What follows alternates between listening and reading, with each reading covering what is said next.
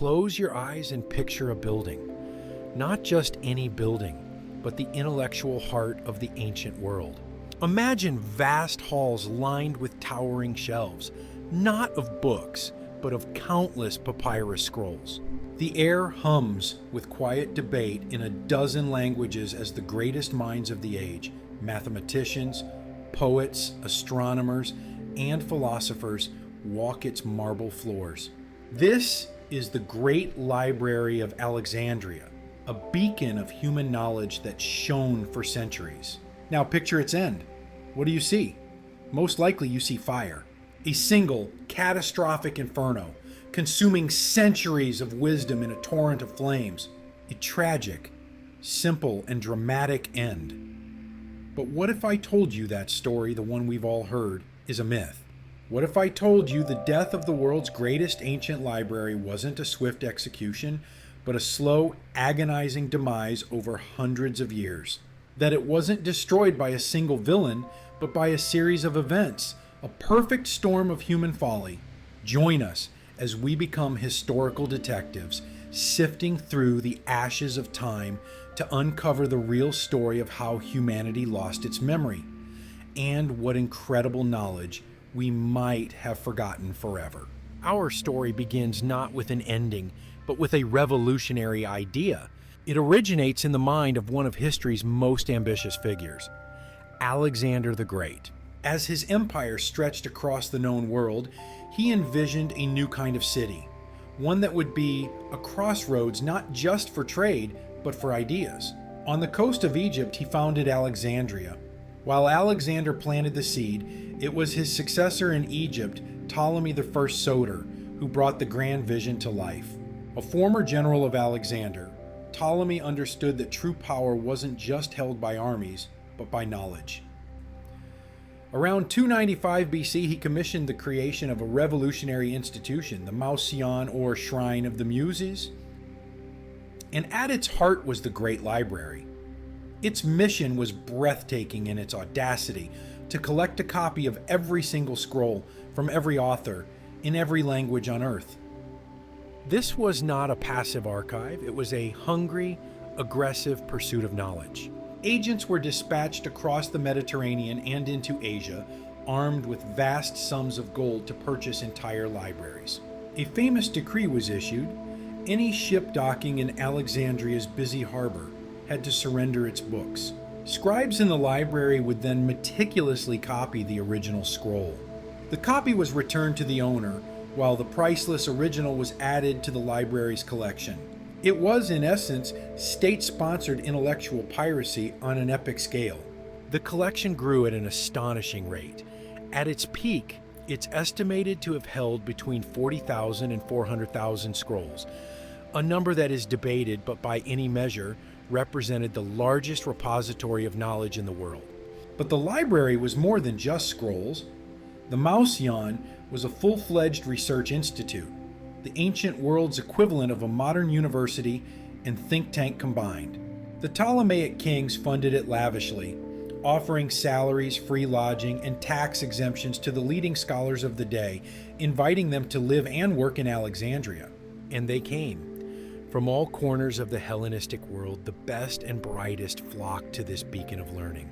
It was here that Euclid, walking through its halls, laid down the principles of geometry that are still taught in schools today.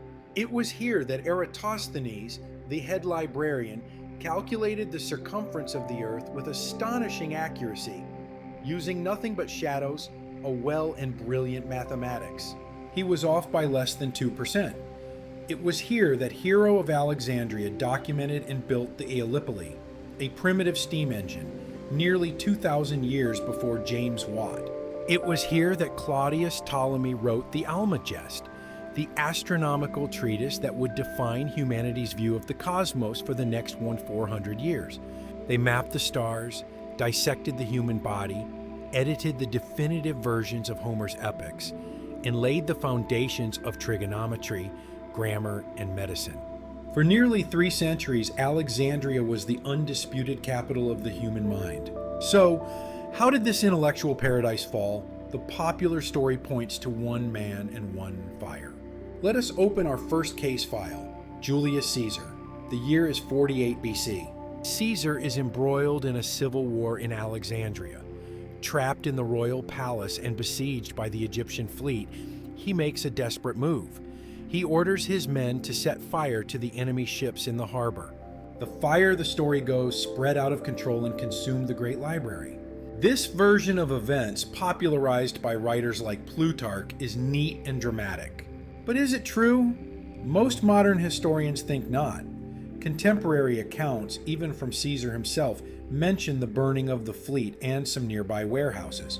These warehouses, located by the docks, likely contained scrolls intended for export or awaiting inclusion in the library.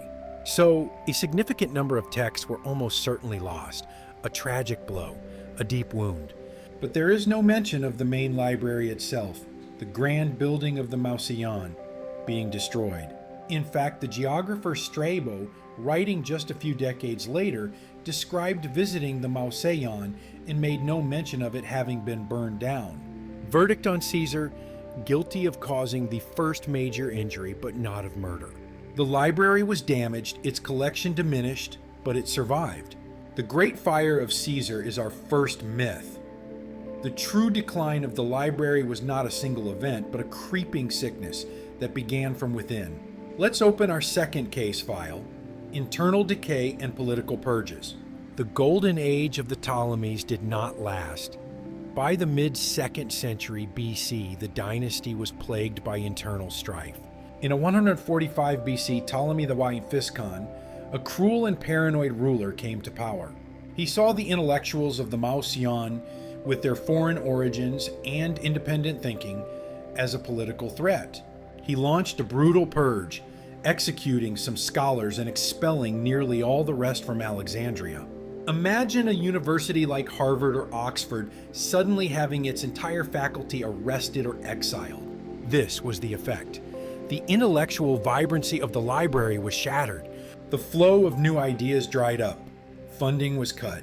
The institution that was once a magnet for the world's greatest minds became a hollow shell, a place of political appointees rather than brilliant thinkers. This was a far more insidious form of destruction than fire. It was a rot that attacked the very soul of the library, leaving the building intact but its purpose diminished.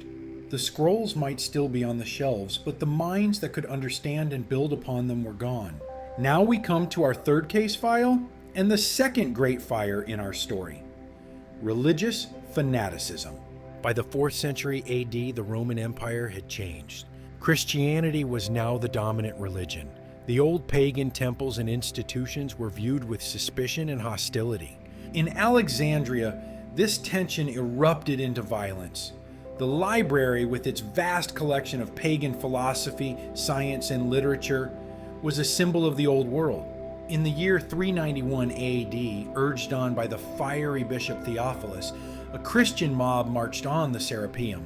The Serapeum was a magnificent temple dedicated to the Greco-Egyptian god Serapis. Crucially, it also housed a significant daughter library of the original Great Library, containing perhaps tens of thousands of scrolls. The mob, in a frenzy of religious zeal, destroyed the pagan idols and likely burned or scattered the entire collection of the Serapeum library. This was a devastating blow. While the main Mausoleum library had likely been in decline for centuries, the destruction of the Serapeum represented a massive, deliberate act of cultural destruction. It was a clear message. The New World had no place for the knowledge of the Old. This event, more than Caesar's fire, marks a point of no return. Finally, we open our last case file, the Muslim conquest of 642 AD. There is a famous dramatic story. When the Arab army conquered Alexandria, the commander Amr ibn al-As supposedly asked the Caliph Omar what to do with the books in the library. The Caliph is said to have replied, "If these books agree with the Quran, they are redundant. If they disagree, they are heretical. Destroy them." The story concludes that the scrolls were used as fuel to heat Alexandria's 4,000 bathhouses for 6 months. It's a horrifying image. It's also almost certainly a complete fabrication. This story doesn't appear in any historical source until 500 years after the event, written by a Christian bishop looking to discredit the Muslim rulers. More importantly, by 642 AD, there was likely very little left of the Great Library to burn. Centuries of neglect, purges, fires, and regime changes had already taken their toll. The great institution was already a ghost. Final verdict: the Library of Alexandria was not murdered in a single night. It died a slow death by 1,000 cuts over 4 centuries. It was wounded by Caesar's fire, poisoned by political purges, crippled by religious intolerance, and finally faded into obscurity through simple, mundane neglect until nothing was left but a legend. The building is gone. The scrolls are dust. But the true tragedy lies in the silent, gaping holes left in the fabric of human knowledge. What exactly did we lose? We can only speculate, but the possibilities are staggering. Let's start with science and technology. We know Hero of Alexandria invented a steam engine. His scrolls likely contained detailed diagrams, theories of steam power, and perhaps schematics for other machines. Could humanity have harnessed steam power 700 years before the Industrial Revolution? Imagine Roman cities powered by steam, with factories and railways centuries ahead of their time. That future may have been detailed in a scroll that was left to rot. We know Aristarchus of Samos, who worked with the library's resources, proposed a heliocentric model of the solar system, that the Earth revolves around the Sun, 800 years before Copernicus. His complete work is lost. We only know of it through passing references in other texts. Did he have mathematical proofs? Observational data? For nearly 2 millennia, humanity looked at the cosmos in the wrong way, because the book that held the key was lost. Consider history. We lost the complete Egyptiaca by Manetho, a comprehensive history of Egypt's pharaohs. We have only fragments. We lost the Babyloniaca by Berossus, a history of Babylon written by a Babylonian priest. We lost countless chronicles of the Persian, Carthaginian, and Etruscan civilizations written by them in their own words. Our understanding of the ancient world is like a puzzle with 90% of its pieces missing because the box that held them all was discarded. Then there is art and literature. We know that the great Greek playwrights like Sophocles and Aeschylus each wrote over 90 plays. We have only 7 from each. The rest, hundreds of masterpieces of Western literature, were likely on the shelves in Alexandria. We lost Aristotle's dialogues, which were said to rival Plato's in their brilliance.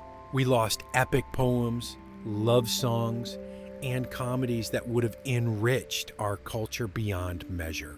The loss of the library didn't just mean we had to rediscover things.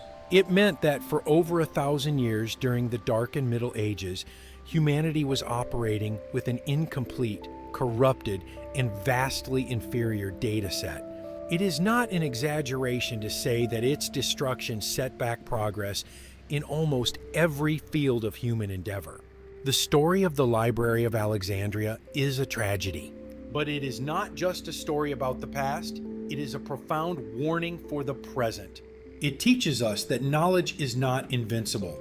It is fragile. It can be burned by armies, purged by tyrants, torn apart by fanatics, or simply allowed to fade away through apathy and neglect. The physical library is gone, a ghost on the shores of the Mediterranean. But its spirit, its grand and noble mission, endures. Every university, every public library, every online database is a descendant of Alexandria. The dream of a universal repository of knowledge, accessible to all who seek it, is now closer to reality than ever before in the form of the internet. And that brings us to the final crucial question. Our modern library is digital. Its shelves are servers, and its scrolls are data packets. But it faces its own threats. It is besieged by the fires of misinformation, plagued by the rot of political polarization, and threatened by the same apathy that let the scrolls of Alexandria crumble. The legacy of the Great Library is not just a memory to be mourned, but a responsibility to be upheld. It asks us, are we being good librarians? Are we protecting humanity's shared knowledge from the modern-day forces that seek to diminish, divide, or destroy it? The whispers from Alexandria's ashes have been echoing for 2,000 years. The question is, are we finally ready to listen?